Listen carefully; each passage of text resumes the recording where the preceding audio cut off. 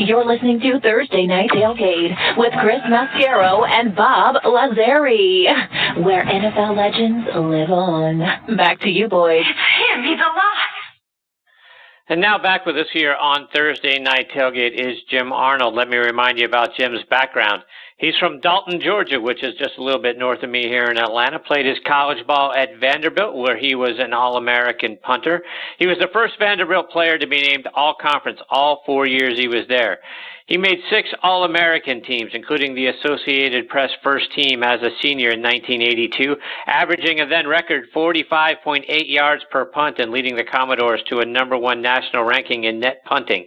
He was a 5th-round draft pick by the Kansas City Chiefs in 1983, played in the NFL from 83 to 1994 for the Chiefs, Lions, and Dolphins. He was selected to the Pro Bowl in back-to-back years of 1988 and 89. Pro Football Weekly awarded him the Golden Toe Award in 1987 for being the league's best punter or kicker. In 84 and 85, he led the league in number of punts, and in 84, he also led the league in average yards per punt at 44.9 yards per punt and total punting yards as well. 2009, he was elected to the Vanderbilt Athletics Hall of Fame, and we're excited he is back with us again tonight here on Thursday Night Tailgate. Hey, Jim, Chris, and Bob, thanks for coming back on the show. Hi, Jim. Hey, you're welcome. Thanks for having me on, guys. Jim, I want to start out our time with you tonight by going back to, time before you even landed at Vandy. And I was reading today that Tennessee, Georgia Tech, Arkansas, Kansas City, just to name a few, were sort of after you. How did Vandy end up being your choice? Well, I came to visit here, and I really kind of fell in love with the place. And the head coach said, hey, look, we've got a scholarship for a punter open, and I feel 95% sure I'm going to give it to you. And so I was like, okay, I'll leave. I'll go out of here. I'll go home. I'm going to go to Vanderbilt. Well, I don't hear anything for like 2 or 3 weeks. And I thought, what's going on? So I called up, and then it became a week-to-week thing, and it was me and a guy from Georgia, or a guy from Tennessee, me and a guy from Kentucky, me and a guy from Alabama. And that goes on for 3 or 4 weeks.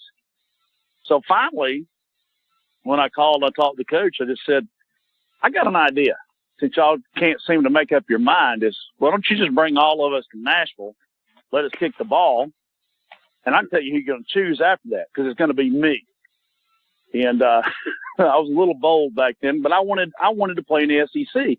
And so what ended up happening is about 2 days later, I got called and said, when can you sign? And I said, when can you come to Dalton, Georgia? So that's how that all went down. And Jim, as I was looking over Vandy's record, right, when you were there, 79, tough year, 1-10.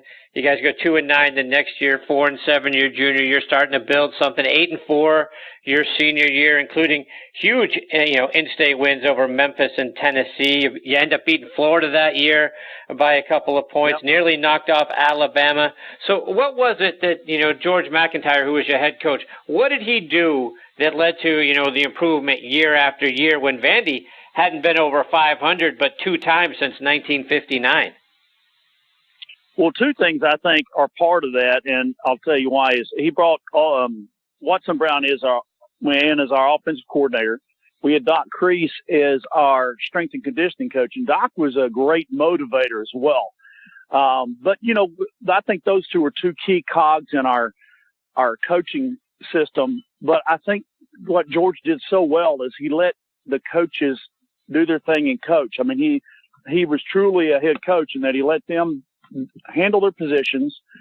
He made corrections if they were needed to be made, and then let them work with the players the way they did.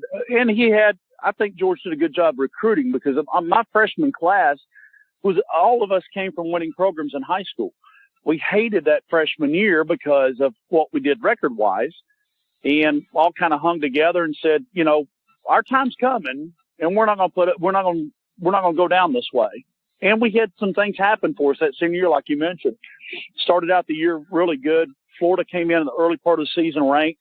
We were able to beat them at home, and I think that was a big lift that gave us going into the season. Played very confidently against Alabama, and then ended up beating Tennessee at home. So we felt like we could play against anybody. We might not have been the most talented group, but we had a bunch of guys who knew what they needed to do to prepare for that day to play against someone and beat them.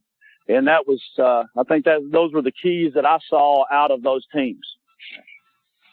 And Jim, you guys had a couple of epic games against Tennessee in '81 and '82, and they were both, maybe the biggest wins and the toughest loss, in those back-to-back years. Because in '81, you guys lose 38-34 on a sort of no-call pass interference in the end zone on the last play of the game where there was some early contact. And next year you guys come back and you win 28-21, which was only the third time Vandy had beaten Tennessee in the last 22 years. So give us your thought. What do you remember about those two games? Well, I'll tell you about the start with 81. That game at Tennessee. There are a couple of things, and gentlemen, if you ever get a hold of it, you can see it on film. We had a touchdown call back that was a go-ahead touchdown. Would have been a go-ahead touchdown in the game. It would have won us the game, where they said our receiver was not on the line of scrimmage, and if you go back and look at it, if he's any more on it, he's off sides. By the way, he was a 3.0 engineer at our school. So I don't think he's a dummy lining up. And then we had a phantom catch down the field where a ball literally went through Willie Galt's hands, hit the ground, came back up, and they ruled it a catch down the field for them.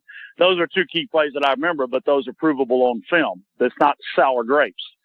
So, coming out of that game that year, we're going, wait a minute. This is not the big bad bear over here. We can beat them.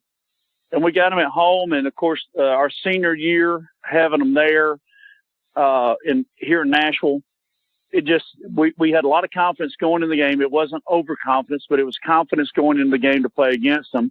And the crowd was great. It was a rainy day. It was cool. And we ended up beating them at home. Should have beat them up there in 81, but it is what it is. It was a loss. And then we came back confidently in 82 and beat them at home. And what a great day that was. When raining, we still had a ton of people there. The goalposts came down afterwards. You couldn't even walk on the field because everybody flooded the field. It was really a neat deal. 5 questions for Jim. And Jim, even before you got to Vanderbilt, you grew up in the 70s like I did, and soccer wasn't anywhere near the popular sport it is right now. How did you get into kicking footballs? And, was soccer there for you, or did you just come across it a different way? It was really weird. I'll take you back. Is that soccer at that time, I think, was just becoming a club sport when I was in high school. But I don't know why, but I've always been able to kick the ball. I can remember, back in those days when you grew up, you were out in the yard with a ball. We were not watching video games or doing stuff like that. You were out in the yard with a ball, and depending upon the season is what ball you had in hand. Well, in the summertime, it was easier to play, a game of wiffle ball or baseball or football. And for whatever reason, I was a little skinny, wiry guy who could, was decent as far as quickness. I wasn't fast by any stretch of the imagination, but I could kick the ball further than anybody else at the time. And so I was always on one, I was lucky to get picked first with some teams that I played on. And that kind of just continued. Now, when I grew up in like Little League football and then into junior high football, at the time in the state of Georgia, we did not have kicking.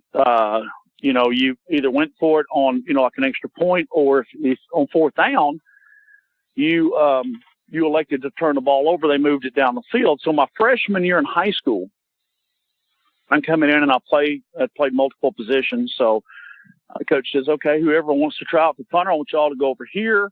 We're going to have you guys kick and then whatever. So I go over, and at the time, not even having much instruction or any training on it, I was able to, I guess they thought I was kicking it better than anybody else and said, okay, you're going to go over here and be a punter. And I did that my freshman year. I had a couple of coaches on my high school staff that had some experience at the college level kicking. So a couple of little pointers here and there. And then my sophomore year moved on the varsity and as a starting job. But my freshman year, they didn't even let me play in the freshman games. They didn't want to do anything there. So anyway, that's and I was able to just year after year, in the summer, I would I wasn't out punting all the balls like I was in college, but you'd go be out playing with somebody and all this kicking around a little bit. And then I was able to improve every year in high school. And then I guess it was about the beginning, after my sophomore year, I was seeing guys in high school who were signing these scholarships. Yeah, I was a happy-go-lucky kid. I didn't pay too much attention, didn't really watch much college ball. But then I started thinking, wait a minute, if I can improve and make myself better, then I might have an opportunity to play college ball. And certainly my parents at that time could not have afforded to send me to Vanderbilt or any other SEC school for that matter. So that's what I did. That's kind of the outlook. So I started working on it in the summer after my sophomore year and got better and better. And finally, coming in after my senior year, got noticed and was made an offer. And a similar story going into college too, but going through college. But that was kind of how that happened. It was really, I just think that the good Lord blessed me with the ability to kick a ball, and I was able to do it. And then He chose a path for me, which was, going through high school and then college and playing pro for a while. And we've been talking throughout the evening, Jim, about the draft, and we think of kickers and punters usually signing as free agents, but you were drafted in the 5th round. Take me back to the 83 draft, your expectations and the surprise or not surprise way it went down. Well, came in, it was funny because I got to know several guys, and back then you had 3 combines, you didn't have one. So if you got invited to a couple of those, you knew you had a good opportunity. I was invited to 2. I had another guy that was at both of those who has since passed, but was a wonderful and a great NFL player too, Reggie Roby. And so Reggie and I were at a couple of these during the combines and performed very well. And when I was at Vandy, I got to know a few of the scouts that would come in from time to time. They were looking at, receivers or running backs or whatever, and just talking and got to know them and started doing a little studying. So I was looking at teams who might need one, who might need a punter to take in the draft. And so I picked out some of those, but I was way off in actuality. But we got to draft day. Reggie and I were projected to go as high as 2 or 3. Of course, that didn't happen. I went 5. I think he went 6. And but I think at the time I had friends. This is funny. I had friends. I thought, well, I'll get together and we'll have a draft day party. Well, we get together at a friend's house. I think I'm the only guy that's at a draft day party. It was a 2-kegger at that time. But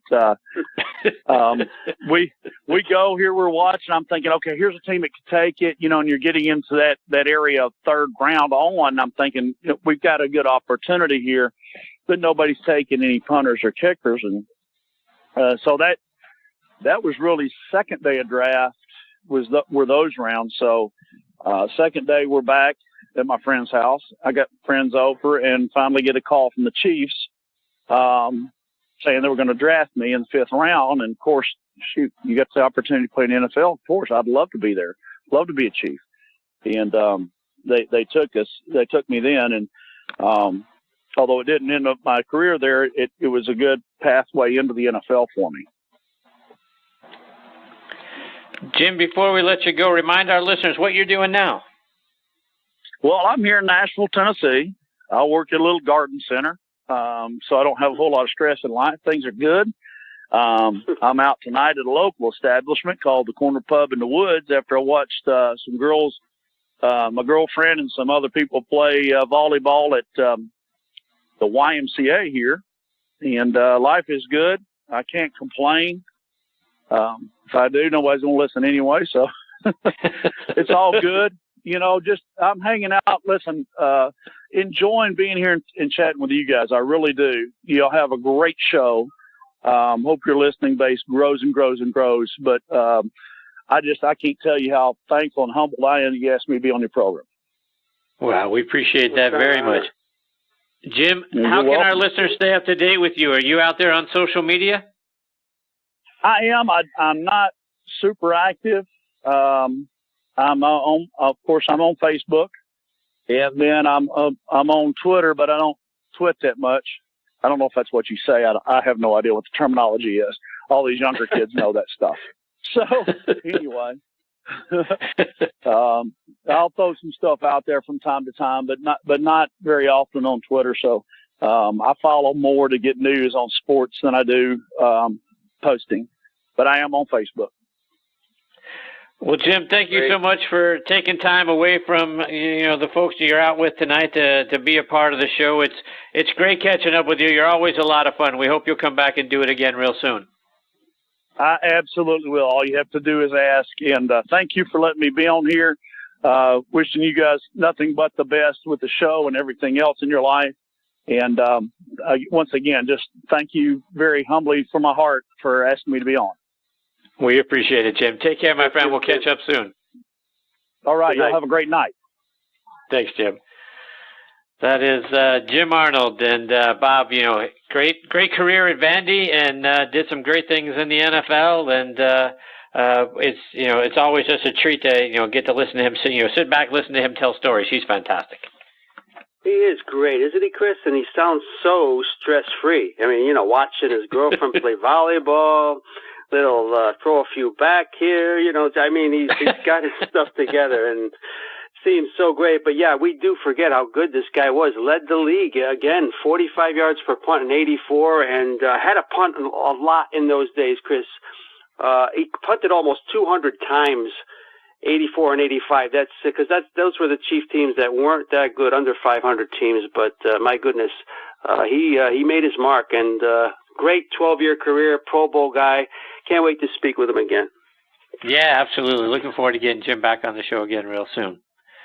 All right, when Bob and I come back, we'll be turning on our Thursday night tailgate spotlight on the positives. So stick with us, hear which players are doing great things in their communities, and then we'll wrap up the show, and we're going to do that on the other side of these words about our friends at the Salt Creek Golf Retreat and Doubleback Winery.